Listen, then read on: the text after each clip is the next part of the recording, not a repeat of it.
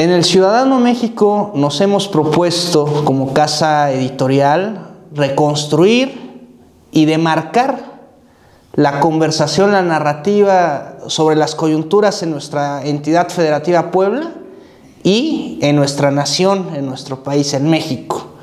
En ese contexto tenemos el gusto de ejecutar esta mesa de análisis, esta mesa de conversación sobre los retos del gobierno de México ante Donald Trump como presidente, Donald Trump recargado en un segundo mandato mucho más feroz, con un coto de poder mucho más fuerte en las cámaras legisladoras y acompañado de los grandes poderes económicos. Y vamos a conversar con el doctor Carlos Figueroa Ibarra, que es sociólogo, parte del Sistema Nacional de Investigadores, profesor de la Benemérita Universidad Autónoma de Puebla y fungió como secretario de Derechos Humanos de Morena a nivel nacional, columnista también del Ciudadano. Gracias, doctor Carlos.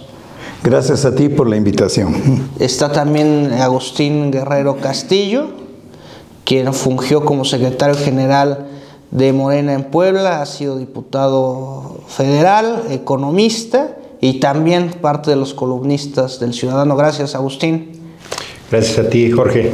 Buenas tardes, Carlos. Mario.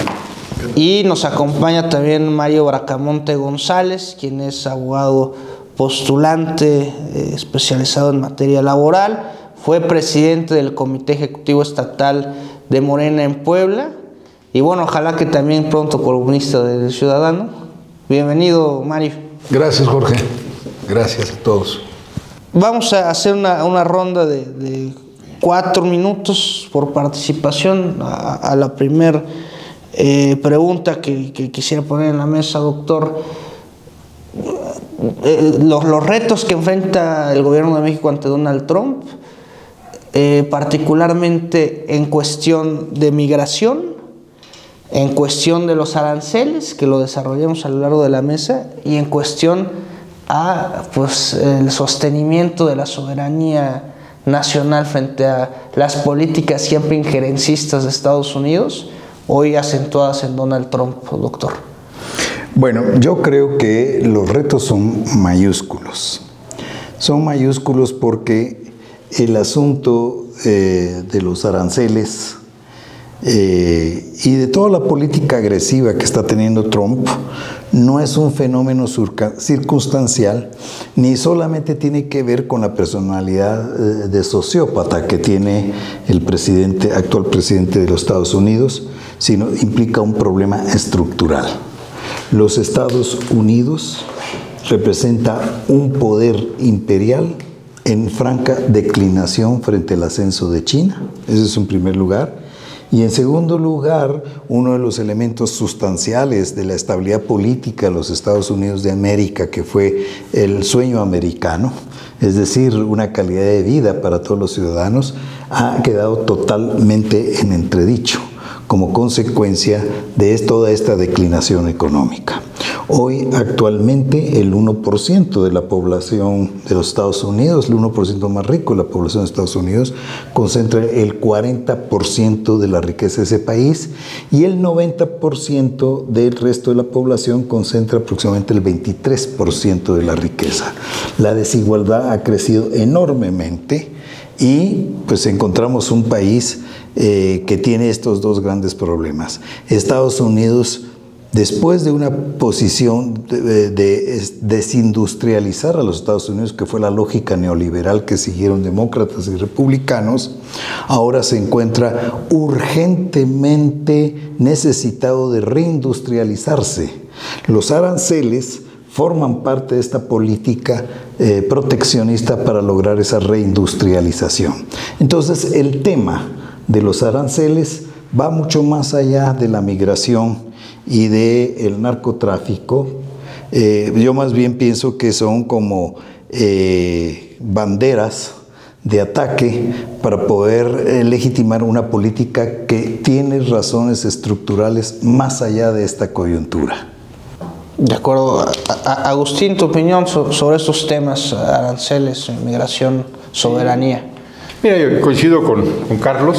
Efectivamente, la contradicción principal Hoy en día es lo que se da entre un imperio en decadencia, como es Estados Unidos, con esas características que ha comentado, y el ascenso de China, prácticamente que en la última década pues se volvió la fuerza hegemónica en varias vertientes económicas.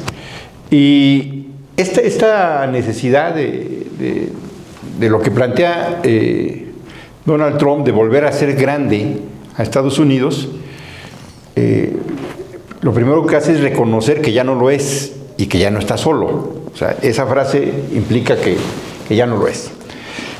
Y que se requiere efectivamente reconstruir su industria. Estados Unidos en esta política neoliberal prácticamente se desindustrializó. Toda la industria que hoy tenemos se realiza con la intervención de múltiples países en muchos lados, ¿no? México mismo tiene una industria armadora de productos que se nutren de insumos, de suministros de muchos lados, y que todo eso va al mercado norteamericano, y eso ha generado también pues esta caída en la industria de Estados Unidos. Entonces cuando Trump plantea el tema de los aranceles, efectivamente es por un lado una vía de financiamiento, porque tampoco tiene recursos suficientes hoy Estados Unidos, y por otro lado también es una medida de presión para que proyectos que hoy están cantados de inversión en varios lugares, pero particularmente en México, pues en lugar de aterrizar aquí, vayan hacia Estados Unidos. Por ejemplo, la presidenta anunció un programa, el Plan México, y habla de 270,000 millones de dólares, esa inversión, ¿no? Mucha de esa inversión viene de empresas de otros países. La inversión nacional es mínima en esos 270,000 millones, y hay una presión de decir, bueno, ese dinero mejor a Estados Unidos y no en México. Hay una disputa también por esas inversiones, ¿no? Entonces, México no es la contradicción principal con Estados Unidos. Nosotros tenemos además la desgracia de conocerlos bien, somos pues sus vecinos. Ya sabemos lo que son capaces los gringos. Ellos se llevaron la mitad de nuestro territorio así, en un zarpazo, en un asalto, ¿no? Y sabemos que ellos en esta necesidad de fortalecerse en su confrontación frente a China, bueno, son capaces de ir más allá de la pura amenaza del arancel. Tu opinión en general y particularmente los aranceles, para que vayamos abordando también después migración y narcotráfico. Bueno, Jorge, yo creo que el peligro que tenemos todos es centrarnos en lo que Trump quiere que nos centremos y ceder a esta labor, a esta maniobra de diversión. Estados Unidos es lo que es, con Trump o sin él, y está gobernado, algunos dicen por el Estado profundo, pero si no por el Estado profundo, por una serie de factores muy grandes, muy poderosos. Parten de elementos como el complejo militar industrial, la Reserva Federal, que es un banco de bancos privado y que ha tenido una fuerza enorme por la capacidad de fabricar el dólar, que es un asunto relevante, el desplazamiento del dólar como moneda en algunas transacciones internacionales y la muerte del petrodólar. Pero Estados Unidos es un hegemón. Yo no estoy de acuerdo en calificarlo de imperio, es un hegemón. No tenemos tiempo para aclarar esto. Pero está regido por un pensamiento filosófico que es el destino manifiesto y una doctrina que es la doctrina Monroe, que hemos padecido todos. Entonces, eso es Estados Unidos, más el gran poder de las finanzas internacionales, que hoy suplió a la gran industria que tenía, que desplazó, como bien dicen, como ya bien han dicho Agustín y Carlos, hacia China preponderantemente.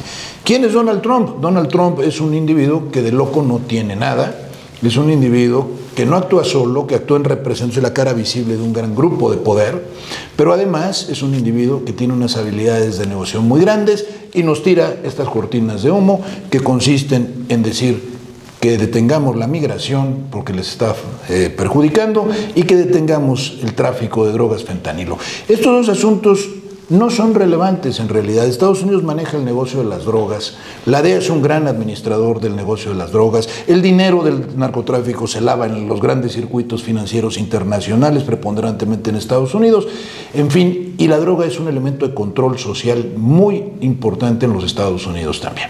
Entonces no es el asunto del narcotráfico, ni el verdadero fin es la detención y la contención, ni tampoco lo es la detención de la migración, que además hoy ya es imposible llegar al punto de las deportaciones masivas con las que nos ha amenazado, ¿no? Es inviable. Bueno, ese es el caso. Trump tira cortinas de humo, el objetivo no somos nosotros, el objetivo es China, bien lo han dicho ya, y además lo está consiguiendo porque ayer precisamente, y hoy el vicepresidente de Estados Unidos ha puesto a Europa en su lugar, que es el verdadero objetivo intermedio antes de ir por China. Al ponerse de acuerdo con Rusia, está haciendo la labor y la gestión contraria a la que hizo Kissinger en los años 70 y Nixon, cuando para poder eliminar a la Unión Soviética consiguieron un pacto con China. Hoy es al revés, consiguen un pacto con Rusia para tratar de eliminar o romper el acuerdo entre Rusia y China y la Unión Euroasiática, ¿no?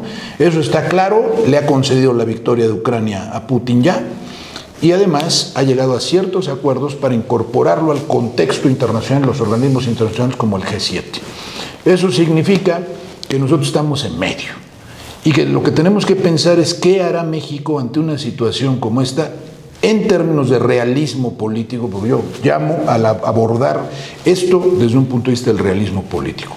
¿Qué tenemos para resistir a un hegemón de esta magnitud?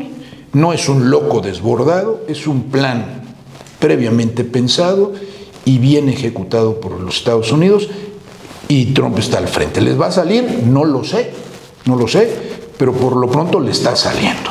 De acuerdo. Y nosotros creo que estamos insuficientemente preparados. Las razones por las que es así es largo que explicarlas. Comentaba usted, doctor, de saque al inicio, un poco también lo que comparte ahora Mario, que lo prioritario es el tema arancelario y la política proteccionista de los Estados Unidos, no así el tema de la migración, no así el tema del narcotráfico, pero quisiera saber su opinión respecto a el tema del narcotráfico, la declaración formal de los narcotraficantes y carteles en particular como terroristas, los vuelos por espacio aéreo cercano a territorio nacional que recientemente se ha dado a conocer, también la aprobación del Senado de la República de que elementos de inteligencia policíaca de los Estados Unidos vengan aquí a impartir cursos, entrenamiento a nuestras Fuerzas Armadas.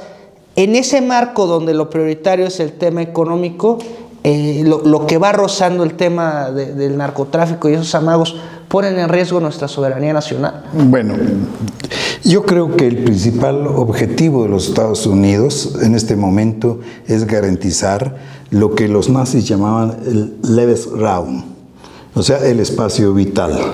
Y esto, no sé cuál sea la diferencia que Mario ponga entre hegemonía e imperio, pero básicamente es una lógica imperialista que ahora comprende la conquista y colonización de Groenlandia, de Canadá, el Golfo de México, que es el control de toda la cuenca del Caribe y que llega hasta Venezuela y se extiende hasta la punta del Cabo de Hornos.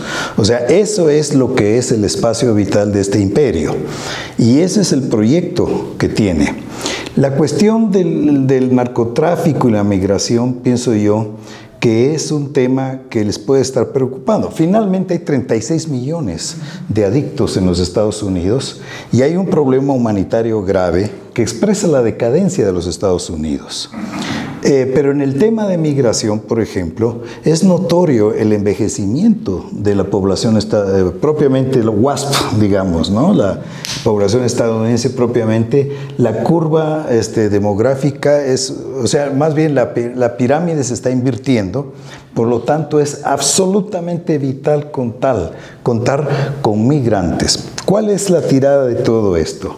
La tirada de todo esto, con toda esta política, es agitar un sentimiento que tiene un carácter neofascista. Sobre esto quiero referirme después, sobre el carácter neofascista que tiene todo este proyecto.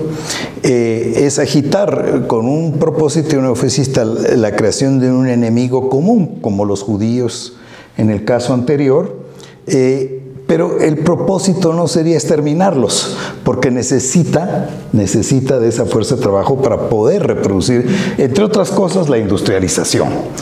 Pero ¿qué es lo que va a lograr con esto? Una población enorme de trabajadores que quedan totalmente desciudadanizados y vulnerables, y que por lo tanto va a ser muy factible pagarles los más bajos salarios y incrementar sus tasas de explotación. Este es el objetivo realmente que hay detrás de todo esto. Y en relación al narcotráfico, hombre, son 600.000 millones de dólares al año los que mueve el narcotráfico a nivel mundial, y buena parte de ello se va a todos los canales financieros del mundo. Estamos viviendo ahora, hay algunos autores que están hablando de narcocapitalismo. Es decir, la economía del narcotráfico es absolutamente funcional para el funcionamiento del capitalismo. Entonces, esta cuestión del narcotráfico viene a ser, en mi opinión, digamos, fuera del problema humanitario que tienen y el problema de la descomposición, es un problema que es usado instrumentalmente como arma de dominación. Finalmente, acuérdense ustedes que el 75% de las armas que entran a México y de las cuales se provee el narcotráfico, proveen de toda la cadena de armerías y ventas de armas que están en la frontera norte. Hay una funcionalidad total desde el punto de vista de la dinámica de funcionamiento del capitalismo, del narcotráfico, migración, venta de armas, ¿no? Por eso digo yo, el problema hay que centrarlo en las necesidades de los Estados Unidos de sobrevivir como un imperio contra una China que está creciendo enormemente. Mientras el déficit comercial de los Estados Unidos es de 375.000 millones de dólares, una deuda externa que está entre 20 y 25 billones de dólares, o sea, millones de dólares, ¿no? China ha aumentado en un 50% sus exportaciones a América Latina, mientras Estados Unidos las ha decrecido en 1/3. Entonces, ahí hay un dato más, permíteme. A principios del siglo, China tenía casi 0% de las patentes del mundo y los Estados Unidos tenía 40%. Hoy, China tiene 25% y los Estados Unidos tienen 25% de esas patentes. China está ganando la batalla tecnológica, por la industria 4.0, es decir, la nanotecnología, la inteligencia artificial, todo eso. Entonces, es un imperio, el de China, que está creciendo, y además con una lógica de imperialista que es totalmente distinta, porque no está sentada en el poder duro, sino en el poder blando. Que se denominen terroristas a los narcotraficantes y sobre ello se especule una intervención de fuerzas especiales de Estados Unidos a nuestro territorio, ¿no pone en riesgo nuestra soberanía? Mira, ya esa película ya la vimos, porque el tema de la guerra contra las drogas pues inicia en época de Ronald Reagan, que es el que genera una política en ese momento sobre la producción de cocaína en Colombia, ¿no? Estaba todavía el cártel de Cali y el de Medellín, ¿no? Y son ellos, los gringos, los que llevan pues, a una intervención en Colombia para acabar con él, acabar con ese cártel, ¿no? Y luego lo que tendríamos nosotros que ver es, ¿y luego qué pasó? Sigue siendo Colombia el principal productor de cocaína, sigue siendo. De ahí viene el 80% de cocaína. Entonces, ¿cuál fue el asunto que se da en ese momento? Es un desplazamiento de los grupos que dominaban ese tema de la droga. Acá viene un poco similar el asunto. O sea, yo creo que cuando se le caracteriza como terroristas, pues es la justificación, sí, para ir a una medida mayor, que no habrá que descartarla, pero yo no veo que haya condiciones políticas para una presencia física de grupos militares de Estados Unidos operando en contra. Creo que eso no incluso no lo hubo en Ecuador o en Colombia misma, cuando intentaron los gringos negociaciones, acuerdos para establecer bases militares, ¿no? Con gobiernos incluso muy de derecha. En Colombia siempre hubo ahí resistencia por parte del Congreso para impedir eso. Hay 7 bases, Carlos tal vez un poco más detallado este asunto, que no llegan a ser bases militares, presencia en aeropuertos, en fin, pero muy limitada su operación, a lo que conocemos de otras bases militares de Estados Unidos en otros países, que son la misma España, por ejemplo, que tienen base militar norteamericana. Entonces, acá el sentimiento antigringo también cuenta mucho. O sea, yo creo que tiene que ver con las respuestas que ha tenido la doctora Claudia Sheinbaum ante estas lanzadas de Donald Trump, donde ella ha planteado dos temas en esta coyuntura. La soberanía nacional, o sea, aquí hay que defender la soberanía nacional, y la dignidad del pueblo, digamos, esos dos pilares, esos dos soportes, y sobre esa base, el que no esté en eso, pues es un traidor, ¿no? Que es lo que se ha comentado, y el respaldo social en esta coyuntura también de la doctora le da una fortaleza importante. O sea, acabamos de ver esta semana pasada estas marchas en contra de Milei, por ejemplo, en Argentina, masivas, ¿no? Expresando un rechazo a ese presidente importante, pero eso no existe en México. O sea, en México, entre otras cosas, lo que tenemos y que ayuda en esta coyuntura, es que la oposición es muy débil, ¿no? No logra articular nada, ni siquiera el cómo alinearse con Estados Unidos, ¿no? Entonces, esa parte es un factor que juega a favor de una postura de soberanía y de dignidad, que es lo que la doctora Claudia Sheinbaum ha planteado en esta coyuntura, y creo que en Estados Unidos esa parte la leen bien, o sea, la leen correctamente en términos de que no descartamos ahora con la tecnología, pues el que haya acciones con drones a larga distancia, pero con presencia militar en Estados Unidos, la verdad es que no la veo mucho por el nivel de sentimiento, no digamos de patrioterismo o de patriotismo, pero sí hay un sentimiento antigringo que viene pues en nuestra cultura popular. De acuerdo. Igual la misma pregunta, si ves en riesgo la soberanía territorial de México, y aún en este hipotético último que describe Agustín respecto al uso de las tecnologías, drones, etcétera, ¿eso en sí mismo tampoco representaría un atentado a la soberanía nacional? Mira, el problema de la soberanía es que el proclamarla es fácil, el tenerla es muy complicado. Entonces no tenemos control sobre nuestras fronteras en razón de que no tenemos quien cuide nuestras fronteras. Porque tenemos un ejército muy débil, una marina muy débil, y estamos inscritos en el Comando Norte de los Estados Unidos, de tal modo que nuestras hipótesis de conflicto, que cualquier ejército las debe tener, las de México no son de México. Porque sería absurdo pretender que nuestro mayor peligro, que es Estados Unidos, y que es nuestro mayor socio comercial, y es nuestro vecino, y es el que amenaza nuestra soberanía, decide nuestra hipótesis de conflicto, nuestras hipótesis de conflicto. Primer problema. Segundo problema, tenemos el Tratado de Libre Comercio, que se ha demostrado que es un instrumento verdaderamente desequilibrante, ¿no? Es un acuerdo de adhesión, no es bilateral, no permite el tránsito de personas, como por ejemplo el de la Unión Europea, y además nosotros estamos convertidos en una nación maquiladora en razón de ese tratado que nos desindustrializó y destrozó nuestro campo. No puedes hacer nada si no tienes soberanía alimentaria. No puedes hacer nada si no tienes industria y tecnología propia. Porque además nosotros estamos contando en nuestra balanza comercial con los Estados Unidos a un peso muy grande, un porcentaje muy grande, de lo que se produce y se exporta de México a Estados Unidos, fabricado en industrias que no son nuestras, con tecnología que no es nuestra, sin acuerdos de transferencia de tecnología y solamente ofreciendo bajos salarios, gente que se vende por bajos salarios, ¿no?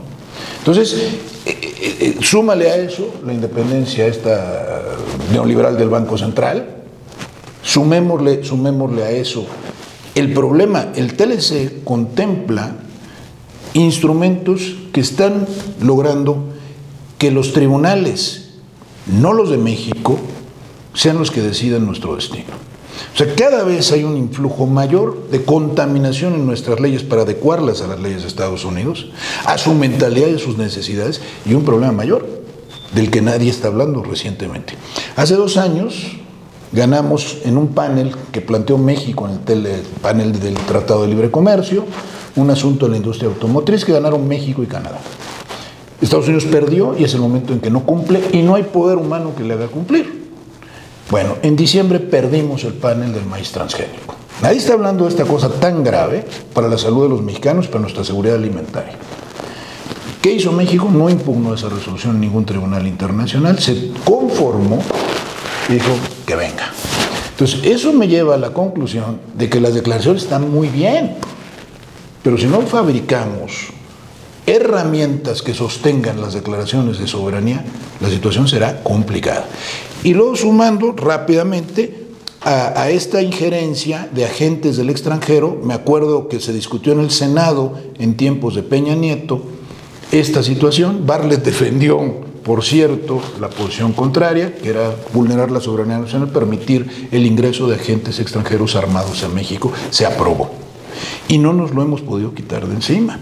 Andrés Manuel López Obrador hizo un gran esfuerzo por dilatar, por ejemplo, el ingreso de elementos de la DEA y de la CIA a México, armados, pero finalmente hubo una reclamación porque estábamos haciendo tortuguismo en la entrega de las visas y cuestiones así, los permisos para portar las armas. Y siguen entrando a México, ¿no?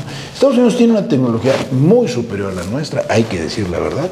Por tanto, una de nuestras soluciones es explotar la fuerza táctica y en determinado momento estratégica de la gran cantidad de mexicanos que tenemos en Estados Unidos. Bien lo dijo Carlos, Estados Unidos tiene un problema de naturaleza migratoria, que ese es un asunto muy a estudiar, porque Putin hoy está en Rusia, es un problema que tiene que resolverse y lo está resolviendo adecuadamente. Y luego tenemos que ver hacia el sur, porque nuestra salvación está en la unidad con nuestros pueblos hermanos, no hay de otra. Y hay muchos gobiernos que no lo quieren hacer porque están ya cooptados y comprometidos con Estados Unidos. Ahí está Bukele, ahí está Ecuador, que ya tiene un presidente gringo, está la Dina Boluarte en Perú, una espuria y además pro-yanqui, y tenemos una serie de fenómenos, el Milei, que es un impresentable, etcétera, pero todos alineados en esta dinámica. De acuerdo. Doctor, escuchar lo que quiera expresar respecto al neofascismo que representa Donald Trump, y también, si complementariamente puede ahondar en esto que ocurrió cuando anuncia la presidenta de México que se pospone durante un mes el tema de los aranceles, a cambio, en términos prácticos, pues de poner en la frontera con Estados Unidos 10,000 elementos de la Guardia Nacional, poco replicando lo que hizo de facto el presidente López Obrador en esto que se llamaba el tercer país seguro. ¿Qué valoración hace respecto a esas respuestas también? Bueno, yo creo que el acuerdo que logró la presidenta el 3 de febrero no es menor. No es menor teniendo en cuenta la correlación de fuerzas entre los dos actores que involucró ese acuerdo. Ya Mario ha expresado cómo está esa correlación de fuerzas. Entonces, haber logrado una postergación de un mes me parece que fue un éxito muy importante, que además también fortalece la figura de la presidenta, ¿no? Ya de por sí la presidenta tiene un 80% de popularidad en nuestro país, y yo lo que he podido ver por mis contactos en toda América Latina, la admiración hacia Claudia Sheinbaum ha crecido enormemente en toda América Latina. Sin embargo, es un respiro, es un mes. en un contexto en que los Estados Unidos tienen en los aranceles, como dije yo en mi primera intervención, no una política coyuntural, sino una política estructural que tiene que ver con su reindustrialización. Entonces, bueno, este va a ser un problema serio en los próximos años. No, ya no, ni siquiera, digamos, lo que le queda al gobierno de Claudia Sheinbaum, sino yo creo que para los sucesivos gobiernos, si esta estrategia que ha planteado Donald Trump sigue su curso, el problema del proteccionismo estadounidense va a seguir siendo un gran problema. Ahora, fíjense ustedes que esta actitud proteccionista de Trump no solo tiene motivos económicos, sino tiene dividendos políticos. ¿Cuáles son los dividendos políticos? El neoliberalismo estadounidense sacó de los Estados Unidos aproximadamente 65,000 establecimientos industriales y comerciales y los mandó a la periferia. Buena parte de esos establecimientos se fueron a China. Y buena parte de la industrialización de China se debe a esa traslación industrial que hicieron los Estados Unidos.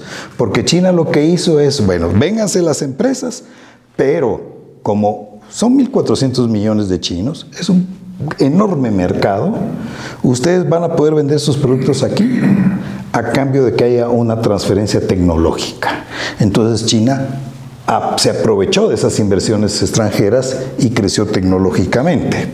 Entonces, ¿qué es lo que pasó? Se esperaba que los Estados Unidos sustituyeran todos estos empleos comerciales y industriales con toda la industria de servicios, con toda la nanotecnología, todas las empresas digitales y todo eso, pero no sucedió eso.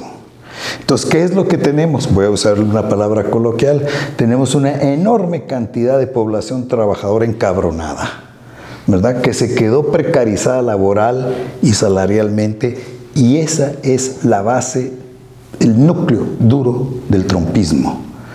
¿Qué es lo que está pasando ahorita? Lo mismo que pasó en Alemania y en Italia entre guerras.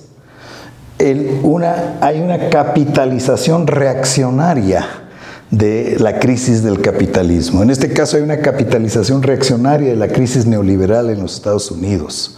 Esa base es la que ha votado, y por eso es que ahora Trump ni siquiera perdió el voto popular, ganó el voto popular y ganó el voto electoral en estas elecciones. Este fenómeno está ocurriendo también en los otros países del mundo. En Europa, el fenómeno de la migración se da en un contexto de una crisis tremenda. El Brexit es una muestra de eso. La crisis de la Unión Europea refleja que para las clases trabajadoras la Unión Europea tampoco significó gran cosa. Entonces, son los partidos de la ultraderecha las que están capitalizando esto. Y en América Latina hay otro elemento.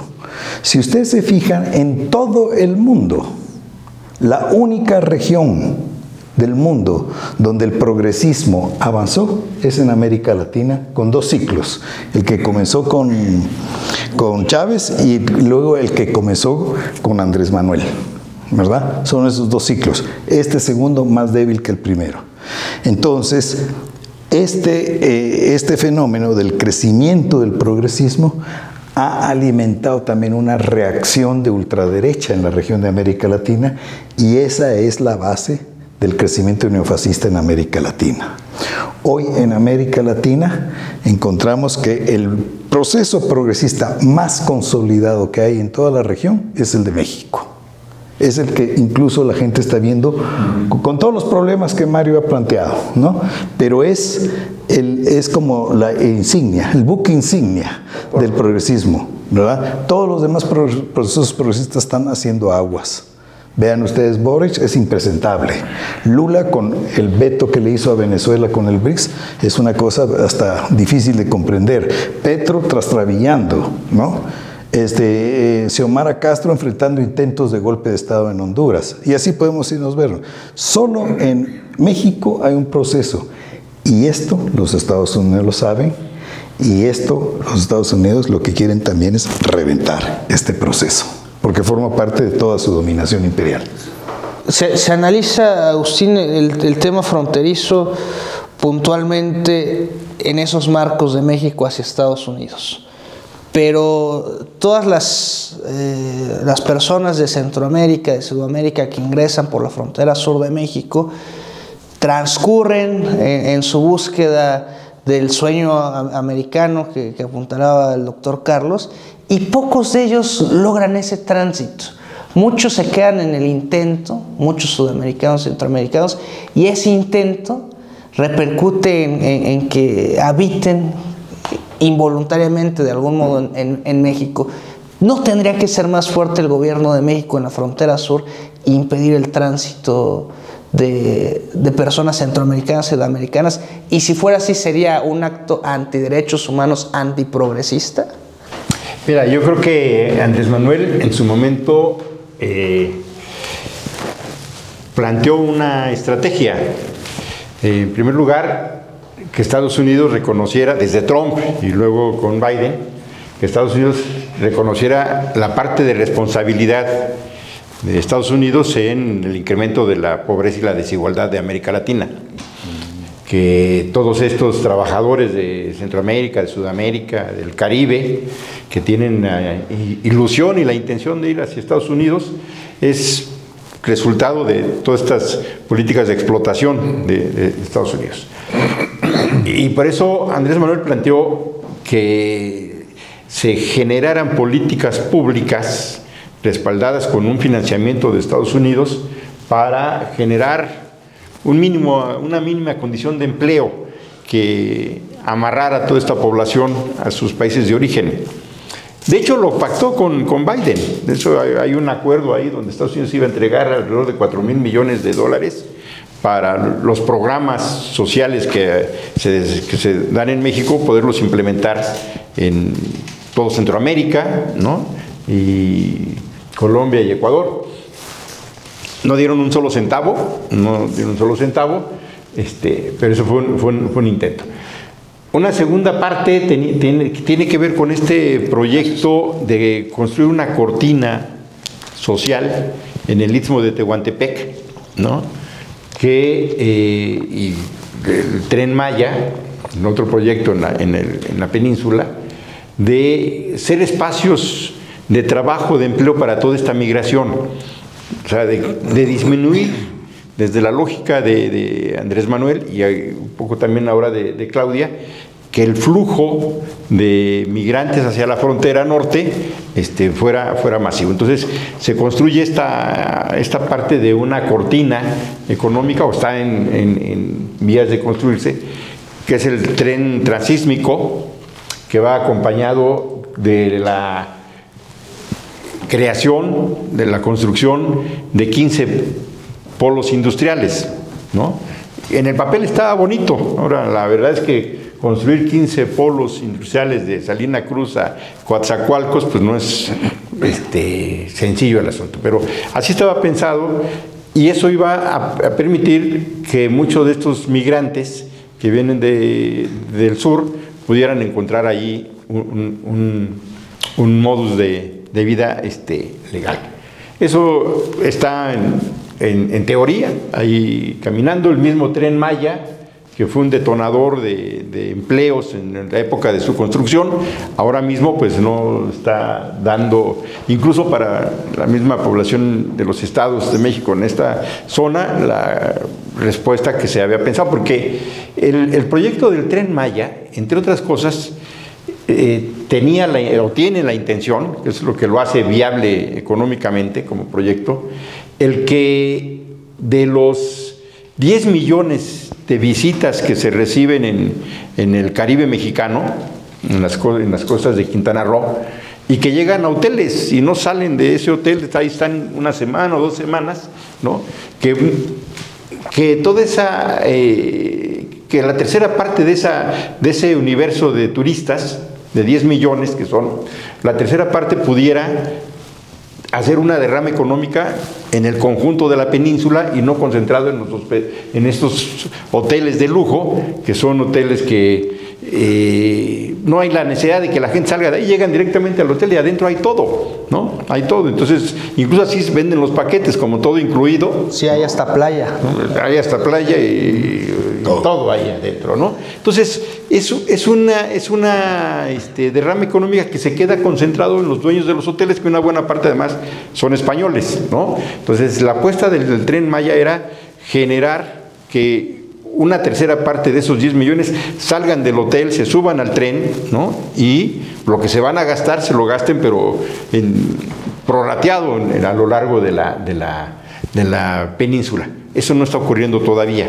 O sea, esa parte está bien el proyecto, pero no está ocurriendo, y eso iba a generar, la intención de Andrés Manuel, pues un espacio de desarrollo económico para toda la península, que es el punto de entrada de todo este flujo migratorio. Entonces, tratar de evitar pues medidas de fuerza. De hecho,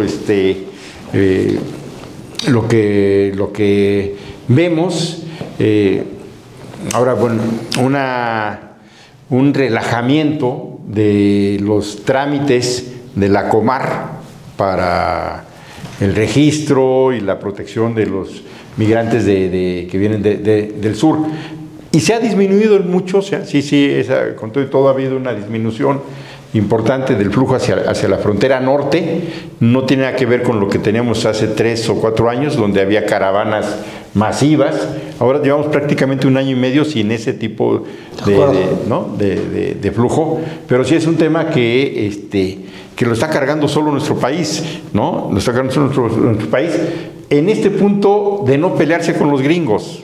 O sea, hay una decisión de no pelearse, que viene con Andrés Manuel, y que la doctora ha mantenido esa misma postura, de no pelearse con los gringos en el tema del flujo migratorio. Debe ser, Mario, México, nuestro país, más radical en la frontera sur en beneficio del interés nacional. ¿En realidad le interesa a México contener la migración de los centroamericanos o le interesa a Estados Unidos? ¿O no le interesa a nadie y es un pretexto? Bueno, si se trata, el fenómeno migratorio, como ya bien se explicó aquí, es un fenómeno que el propio sistema, el sistema de turbocapitalismo, exacerbó, produciendo pobres en los lugares, en ciertas naciones, que desesperados van hacia las naciones poderosas, ¿no? A las naciones con una economía floreciente. Para producir un conflicto muy interesante, porque es un conflicto, desde mi punto de vista sí hay procesos de reingeniería social, desde mi punto de vista sí hay una intención múltiple, o sea, hay un empobrecimiento en nuestras naciones que producen una crisis migratoria aparente en las otras para llevar mano de obra barata a esas naciones, y luego para producir entre las clases proletarias locales y los recién llegados un conflicto, ¿no? Y ya Carlos lo explicó también, se exacerba el conflicto social y entonces pues hay un enemigo y quien explica la situación que no resuelve de los pobres de esas naciones, que no resuelve su propio gobierno. Ahora, el asunto es, creo que estamos demasiado preocupados por situaciones y agendas que no son nuestras. Ese es un grave problema, ¿eh? O sea, creo que México está en seguidismo siempre y va atrás. ¿Dónde está nuestra reforma energética? ¿Dónde está nuestra refinería funcionando? ¿Dónde está? O sea, yo voy a los puntos torales y medulares que construyen la fuerza, que construyen la soberanía de una nación. La soberanía no es un discurso, es una realidad de fuerza. Yo soy partidario del realismo político. No tienes la fuerza, el discurso no sirve. Entonces, aquí el problema es esto. Si a nosotros nos sirve la migración de los centroamericanos, nosotros debiéramos alentarla, digámoslo así, siendo excesivos, ¿no? Si no nos sirve, deberíamos contenerla. Pero el asunto es que estamos haciendo lo que otros nos dicen o lo que a otros conviene, probablemente, ¿no? Probablemente. Entonces había que revisar eso, había que repasarlo. Ahora, nosotros, insisto, necesitamos unidad hacia el sur y necesitamos ayudar a Centroamérica, porque nos conviene a nosotros ayudar a Centroamérica, por principio, pero también por una conveniencia, porque es el acomodo que México necesita, y además necesitamos ser interlocutores de nuestros hermanos al sur con los Estados Unidos, y creo que México tiene la posibilidad de serlo. Entonces, aquí ese es el asunto, pero México no es una potencia porque tenga un gobierno con ideas progresistas. México es una potencia, o será una potencia, si tiene una industria propia. Pero claro, Salinas de Gortari y los neoliberales destruyeron a la clase empresarial auténtica y la industria que teníamos, tanto pública como privada. Entonces hoy tienes una clase empresarial parasitaria en su mayoría, dedicada a la especulación, a la explotación de contratos públicos y de concesiones, mayoritariamente. Todo empresario local, nacional, está pensando en financiar al político que hace campaña para luego cobrarle en contratos o concesiones.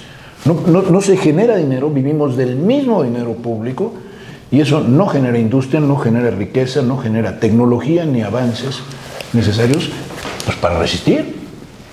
Entonces hoy, por ejemplo, y termino con este punto, un ejemplo clarísimo. ¿Cuánto tiempo se atacó con el prurito progre buena ondita, como decía nuestro presidente, del ecologismo de salón, ¿no? Exquisito? El asunto primero del agujero de ozono, después el cambio climático, después que se iba a acabar el mundo en 5 minutos, y después que las energías contaminantes debían ser evitadas para llenarnos de energías limpias, ¿no? ¿Y qué pasó? Primero nos dijeron que el petróleo, hace 20 años nos dijeron que al petróleo le quedaban 25 años, hoy le quedan 70. Y hoy Rusia, China, las naciones que están siendo más industrializadas o que quieren tener viabilidad, juegan comercialmente o en sus industrias con estas energías. Alemania está muriendo precisamente por falta de gas, no de ventiladores solares, ni de células fotovoltaicas, ni de esas tonterías. ¿Qué daño, habrá que pensar esto, qué daño le ha hecho una perversión del progresismo y una perversión de la izquierda en aspectos fantasiosos que han descuidado las realidades concretas que construyen soberanía y que construyen fuerza en el mundo, ¿no? Y ahí está, yo por eso no estoy de acuerdo con calificar ya a alguien de fascista o ultraderecha. Esto tenemos que empezar a pensar las cosas desde otro punto de vista. ¿Por qué? Porque Obama, que se supone que estaba inscrito en otro cuadrante ideológico, es el mayor expulsor de migrantes mexicanos. Y porque Estados Unidos opera, esté quien esté, en apariencia de forma distinta, pero en el fondo de modo idéntico, esté quien esté. De acuerdo. Ya una ronda de conclusiones, lo que gusten externar, yo poner sobre la mesa una reflexión, si es que desean tomarla. En mi análisis veo una presidenta de la República fuerte, con carácter, con narrativa, pero con poco equipo. Es decir, veo ausencia de Juan Ramón de la Fuente, del propio Marcelo Ebrard, el Senado, que es parte importante de las políticas internacionales, Adán Augusto peleándose con Monreal por unas monedas. ¿Usted lo contempla así, que le hace falta equipo a nuestra gran presidenta, o ve buen equipo? Bueno, en migración no hay una incertidumbre, si Salomón llega o no, la han postergado ahí. Parece que hasta que se ponga fácil el partido, y serán 6 años de un partido duro, no sé si al final llegue por ahí, pero ¿usted contempla que hay un equipo fuerte así como es fuerte la presidenta? Bueno, yo pienso que sí. Yo pienso que este gobierno tiene figuras muy destacadas. Está Andrea Bárcena, está el Juan Ramón de la Fuente, está el propio secretario de Salud, está Marcelo Ebrard, que independientemente que podamos haber tenido diferencias con él dentro del partido, yo creo que es un funcionario público de primer nivel. No creo que sea un gobierno que esté haciendo aguas por su ineptitud. Y creo que eso sucedió también en los 6 años pasados, y no es ninguna casualidad que hayamos podido ganar como ganamos en el el año pasado, pues en el 2024, ¿no? No sé si ya tengo que dar las conclusiones o es una segunda ronda. Adelante. Sí, bueno, en relación a esto, bueno, quiero decir que en un gobierno siempre hay, digamos, puntos de enorme eficiencia que pueden contrastar con puntos de deficiencia y de omisión, ¿no? Pero no creo que el signo actual del gobierno actual ni del anterior sea el de ser un gobierno de ineptos. No estaría yo de acuerdo con ese punto de vista. Y en relación a las conclusiones, creo que estamos viviendo ahora las consecuencias de una crisis global del neoliberalismo. Hace 40 y tantos años, 50 y tantos años, el neoliberalismo hizo promesas de que un mundo mejor vendría si se dejaba libre la economía de mercado. Hoy estamos viendo que esas promesas no se cumplieron y estamos viviendo una crisis global que desgraciadamente, este es el problema, no está siendo capitalizada por las fuerzas progresistas, ¿verdad? Hoy en Europa la gente que está enojada con ese capitalismo neoliberal está votando por Marine Le Pen, está votando por Meloni, está votando por Alternativa für Deutschland, ¿no? Y en Estados Unidos está votando por Trump, ¿verdad? Entonces, el problema es que esta crisis global del neoliberalismo está teniendo una derivación reaccionaria. Por otra parte, estamos viviendo también un momento en el que, en un lapso brevísimo de 40, 45 años, emergió una potencia nueva que es China, lo cual es un hecho inédito en las historias de las sucesiones entre potencias en la historia de la humanidad. Estados Unidos sale de la Segunda Guerra Mundial convertido en un enorme poder mundial, tan enorme poder mundial que tiene la capacidad de volver su dólar en la divisa mundial y en la fuente de las reservas mundiales en todos los países, a tener ahora enfrente un enemigo, porque es enemigo, como China, que lo está derrotando en todos los ámbitos, ¿no? Y esto crea entonces una situación de una enorme peligrosidad. Una peligrosidad que tiene que ver con, hay algunos teóricos que están hablando incluso de hiperimperialismo, o sea, así como Mario usó esto de turbocapitalismo, podríamos hablar de un turboimperialismo y también podríamos hablar de una visión del poder que es absolutamente autoritaria, racista, y que recuerda mucho al fascismo clásico. No es lo mismo que el fascismo clásico, pero recuerda mucho a ese fascismo, por eso estamos hablando de neofascismo. Y luego el ultraneoliberalismo, ¿no?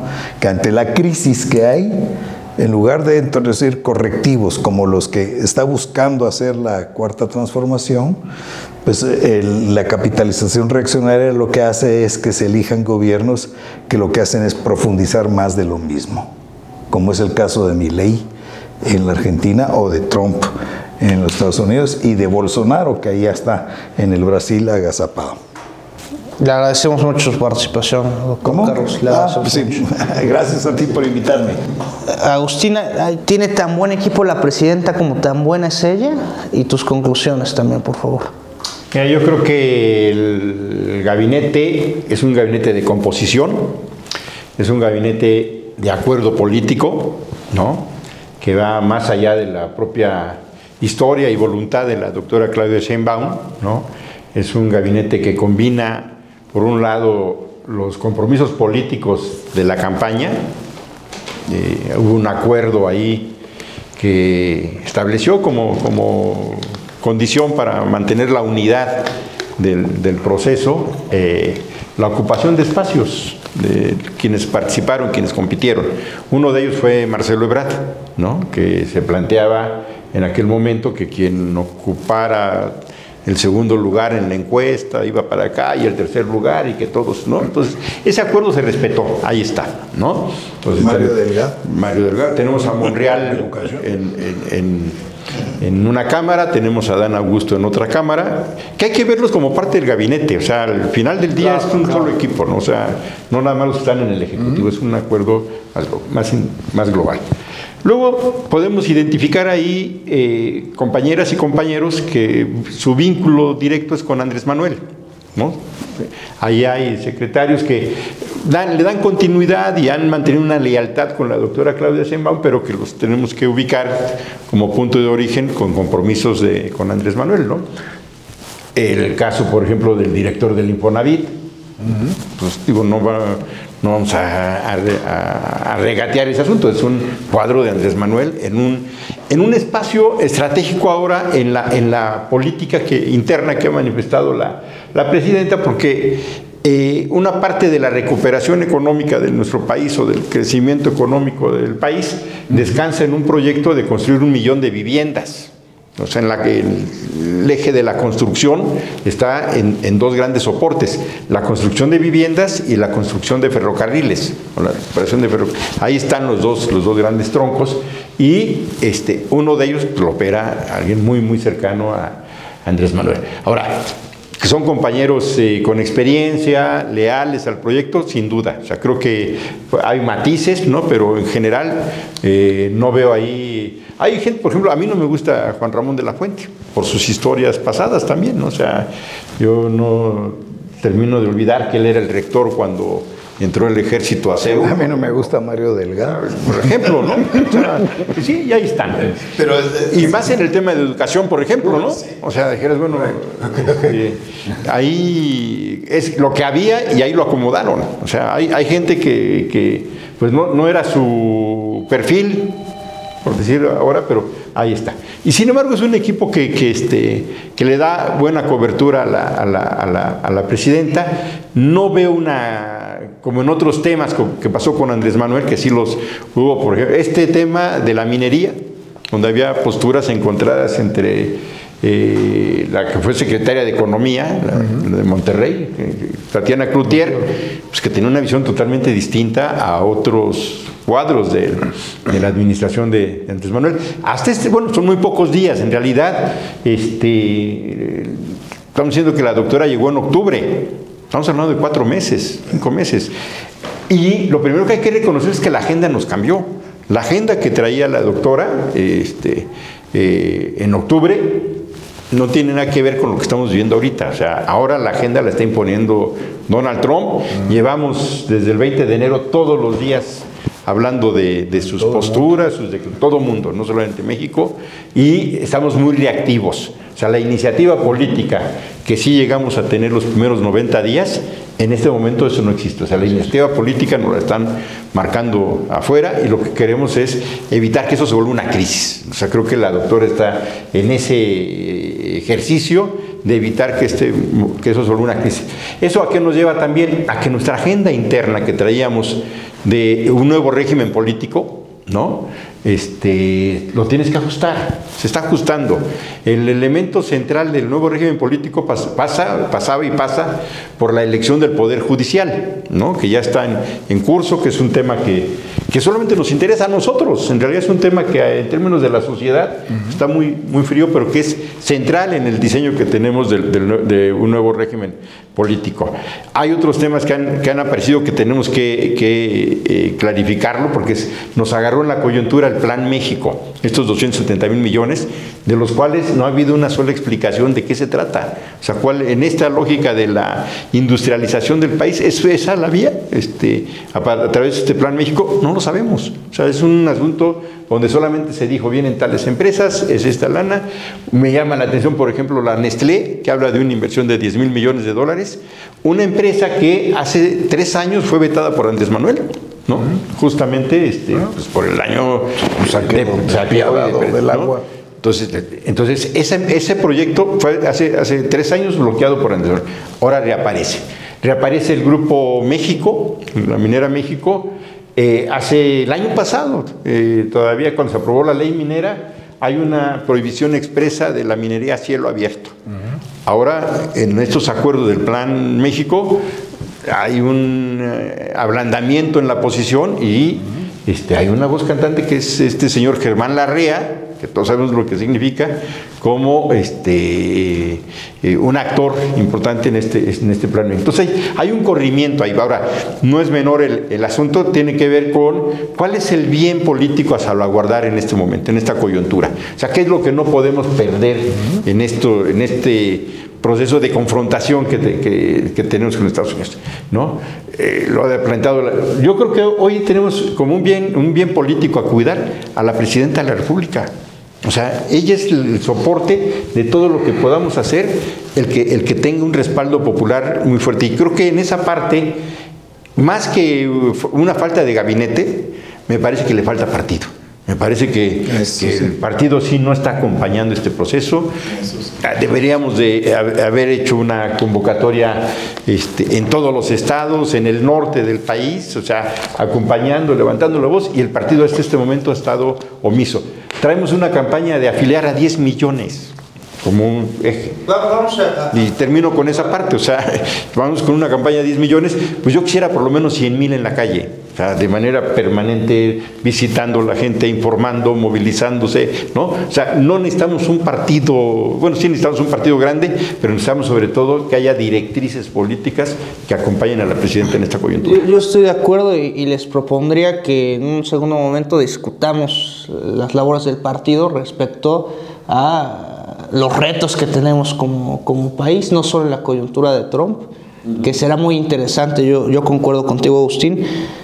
¿Es tan bueno el equipo de la presidenta como la presidenta frente a Donald Trump? Bueno, a ver, yo creo que tendríamos un problema si nada más habláramos del equipo de la presidenta y no del pueblo. El gran éxito de Andrés Manuel López Obrador, desde mi punto de vista, el más importante, es la gran politización que logró entrar en la población.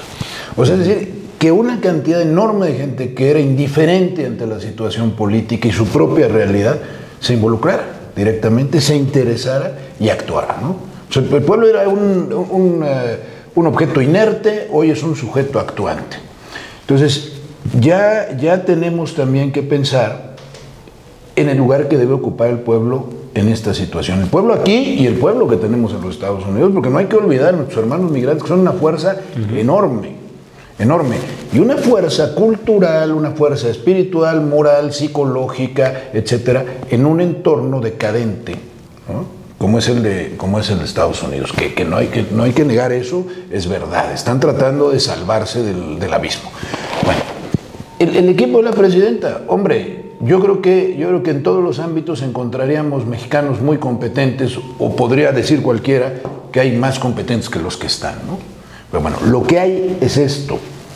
Yo creo que ella está haciendo, en mi opinión, en este momento está haciendo bien las cosas. Yo echo de menos, la verdad, un proyecto que no sea solamente el responder o el ir acompañando o el defender lo inmediato. Porque nos ha pasado ya, por resolver los problemas inmediatos, seguimos sin proyectos a largo plazo, ¿no? Entonces, ¿qué quiere ser México? Vicente Fox y todos los neoliberales le cometieron un gran crimen en contra de México. Y alguna vez le preguntó, no sé si a Derbez o a Fox, alguien, oiga, ¿por qué no tenemos un plan de desarrollo industrial nacional? Que no lo tenemos desde Salinas de Gortari. Porque el mejor plan industrial es el que no hay. Entonces, si nosotros seguimos esperando 100,000 millones de dólares, 200,000 o los que sean, dependiendo de la buena fe de los grandes capitalistas del mundo, de las grandes corporaciones, estamos perdidos. O sea, yo sé que esto nos va a llevar tiempo y que es difícil levantar una economía tan lastimada durante tanto tiempo por esta ideología criminal y esta acción criminal y de corrupción muy acentuada, porque no nos olvidemos del factor de corrupción inherente al propio sistema y la degradación moral en la clase política, ¿no? Entonces, pero no podemos estar esperando otra vez y todo el tiempo y sin ningún plan a ver qué inversión extranjera nos viene, porque entonces aquí viene esta ecuación de la que hablan ya algunos. ¿Por qué 10% de arancel a China y 25% a nosotros y a Canadá? Pues porque las cuentas cuadran bien para hacer menos competitivo a China, menos atractivo a las grandes empresas estadounidenses que están allí y hacer equivaler el costo de producción que hoy representa México, que es bastante inferior al de Estados Unidos, levantarlo con el propósito de repatriar y que las empresas que pretendidamente vienen de China no vayan a México sino a Estados Unidos, porque por eso hablábamos del nearshoring y del asunto del que habló Agustín ya, de los parques industriales que en el Istmo de Tehuantepec iban a construirse. Hay una lucha terrible. Por eso, si no lo consigue vía aranceles, Trump lo hará por otras vías. Pero efectivamente tenemos que seguir siendo, o ellos quieren que sigamos siendo subordinados, ¿no? Y este es el punto medular. Cómo levantarnos por encima de nuestras posibilidades, que son limitadas, para llegar al futuro deseado, pero subsistir como nación. O sea, el punto hoy fundamental de México es subsistir como ente autónomo y soberano, y no diluirse en este magma, que ya Carlos también lo dijo, el espectro de dominación de Estados Unidos, la recuperación de la doctrina Monroe en toda su amplitud, y ya lo declaró algún funcionario de los Estados Unidos, la frontera de Estados Unidos no termina en el Río Bravo, sino termina probablemente en el Canal de Panamá. El Cabo de Hornos, diría yo. Primero dice en el Canal de Panamá, los demás a dominarlos, y si se descuidan, Colombia y Venezuela también, por las riquezas que tienen. Argentina está sucumbiendo por un problema también gravísimo, que es una crisis demográfica enorme, la Patagonia despoblada y a punto de apoderarse las grandes corporaciones de ella, ¿no? Entonces, pues, hay que tener un plan. Yo estoy esperando un gran plan para salir de esto.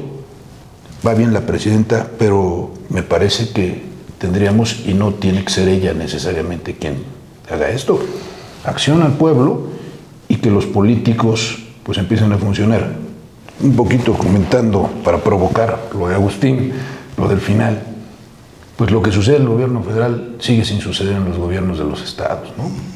Entonces, pues está muy bien allí, pero si no hay un plan único, si no hay un criterio único, si no hay un modo particular y peculiar y único de gobernar, teniendo Morena lo que tiene, pues se nos va a ir una oportunidad enorme. Hay una numeralia. Adelante. A propósito de lo que preguntaba Agustín, hay 76 bases militares en toda América Latina, 40 y tantas de ellas están en Centroamérica, el Caribe y Colombia. Correcto. Ahí está. Sí. ¿No? Y Correa fue el único que enfrentó a Estados Unidos sacando la base de Manta, y ya fue el actual presidente de Ecuador a Galápagos a entregarle a los gringos otra Galápagos, y Petro, que es un cándido, se fue a tomar la foto a Galápagos. Sí, qué bárbaro. Ya no digo más.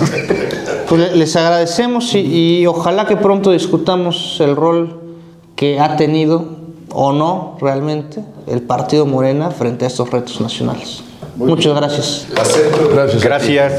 Muchas gracias, Jorge. Este es el Ciudadano México. Comenten, compartan. Nos vemos la próxima. Muchas gracias.